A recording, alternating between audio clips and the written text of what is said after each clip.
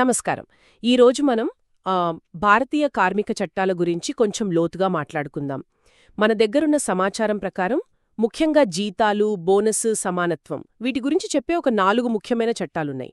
అంటే payment of wages act 1936, minimum wages act 1948, payment of bonus act 1965, ఇంకా equal remuneration act 1976.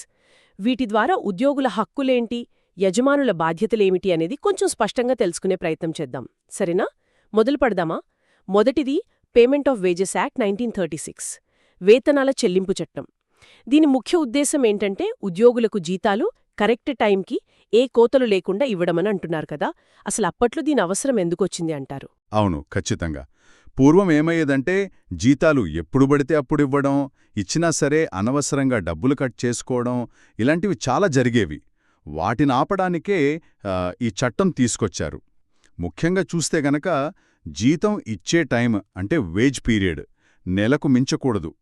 ఒకవేళ 1000 మంది లోపు ఉద్యోగులుంటే నెల చివరి నుంచి 7 రోజుల్లోపు జీతమివ్వాలి. అంతకన్నా ఎక్కువుంటే 10 రోజుల్లోపే ఇవ్వాలి. ఓ అలాగా. అంతేకాదు, ఒకవేళ ఉద్యోగం నుంచి తీసేస్తే 2వ వర్కింగ్ డేలోపే మొత్తం సెటిల్మెంట్ అంటే రావాల్సిన జీతమంతా ఇచ్చేయాలి. రెండో రోజే ఇవ్వాలా? చాలా తొందరగా అన్మాట. అవును, వెంటనే. ఎలాంటి ఆలస్యం ఉండకూడదు. మరి కోతల విషయానికొస్తే ఏవి పడితే అవి కట్ చేయడానికి లేదు. ఫైన్స్, డ్యూటీకి రాకపోవడం అంటే యాబ్సెంట్ అవ్వడం, లేదా ఏమైనా అడ్వాన్సులు తీసుకుంటే వాటి రికవరీ, ఇలా చట్టం ఒప్పుకున్నవి మాత్రమే కట్ చేయాలి. అంటే జీతాలు టైంకి రావటం ఎంత ముఖ్యమో అందులో అనవసర కోతలు ఉండకూడదనేది కూడా అంతే ముఖ్యమన్మాట. సరే, మరి జీతం ఎంత ఇవ్వాలి? ముఖ్యంగా అసంఘటిత రంగంలో పనిచేసేవాళ్లకి. ఇక్కడే అనుకుంటా కనీస వేతనాల చట్టం 1948 వస్తోంది. అవును, మీరు సరిగ్గా చెప్పారు. ఈ మినిమం వేజెస్ యాక్ట్ 1948 ప్రధానంగా అసంఘటిత రంగ కార్మికుల కోసమే. వాళ్లని దోపిడీ నుంచి కాపాడటానికి ఇది చాలా ముఖ్యం. ప్రభుత్వం కొన్ని పనులను, అంటే షెడ్యూల్డ్ ఎంప్లాయ్మెంట్స్ అంటారు, వాటిని గుర్తిస్తుంది.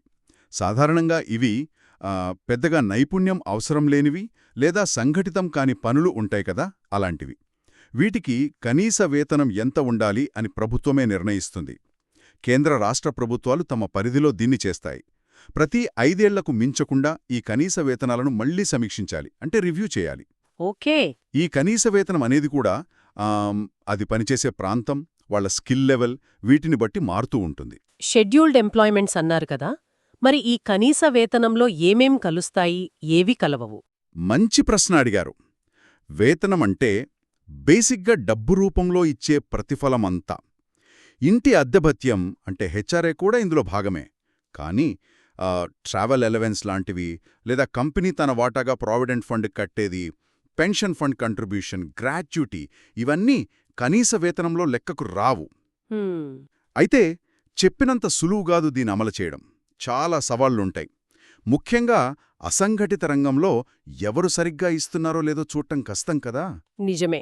సరే, కనీస వేతనం తర్వాత బోనస్ దగ్గరికి వద్దాం. Payment of bonus act 1965. Bonus అంటే జీతం కాకుండా అదనంగా ఇచ్చేది కదా. అసలు ఎందుకీ బోనస్? అవును, జీతారిఫీ అదనమిదే. దీని వెనుక 2 ముఖ్య కారణాలున్నాయి.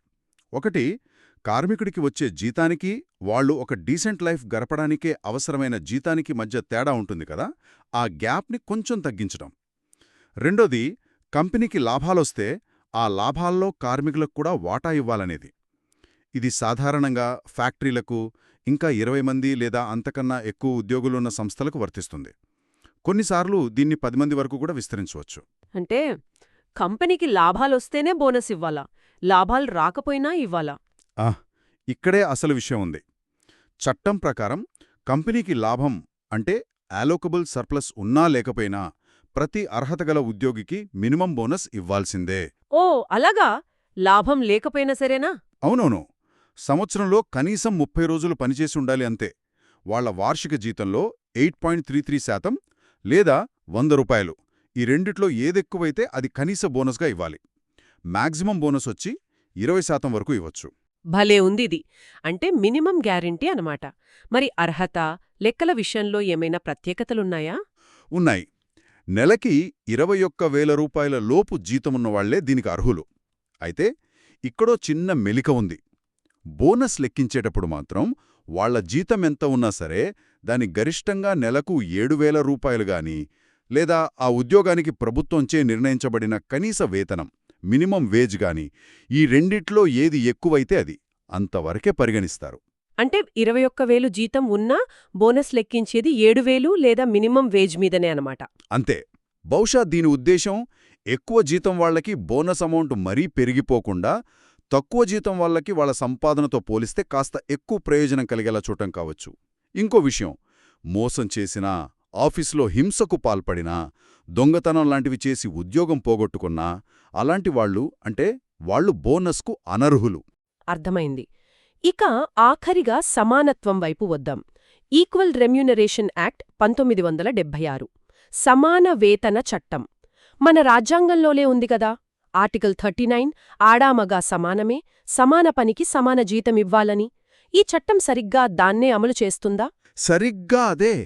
ఈ చట్టం ముఖ్య ఉద్దేశం అదే. ఒకే రకమైన పని లేదా దాదాపుగా ఒకేలాంటి స్వభావం ఉన్న పని, work of same or similar nature చేసేటప్పుడు ఆడా మగా అనే తేడా చూపిస్తూ జీతంలో తేడా చూపకూడదు. ఇక్కడ సారూప్యమైన పని అంటే ఆ పని చేయడానికి అవసరమైన స్కిల్, ఎఫర్ట్, రెస్పాన్సిబిలిటీ ఇవన్నీ దాదాపుగా ఒకేలా ఉండటం. ఉదాహరణకి ఒకే కంపెనీలో ఒకే జాబ్ రోల్, ఒకే అనుభవం, ఒకే స్కిల్స్ ఉన్న ఒక అబ్బాయికి ఒక అమ్మాయికి జీతం తేడా ఉండకూడదు, అంతేనా? ఖచ్చితంగా.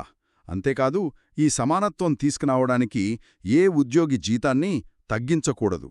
అంటే మగవాళ్ల జీతం తగ్గించి ఆడవాళ్లతో సమానం చేయకూడదు. ఆడవాళ్ల జీతం పెంచాలి. ఇది కేవలం జీతానికే పరిమితం కాదు.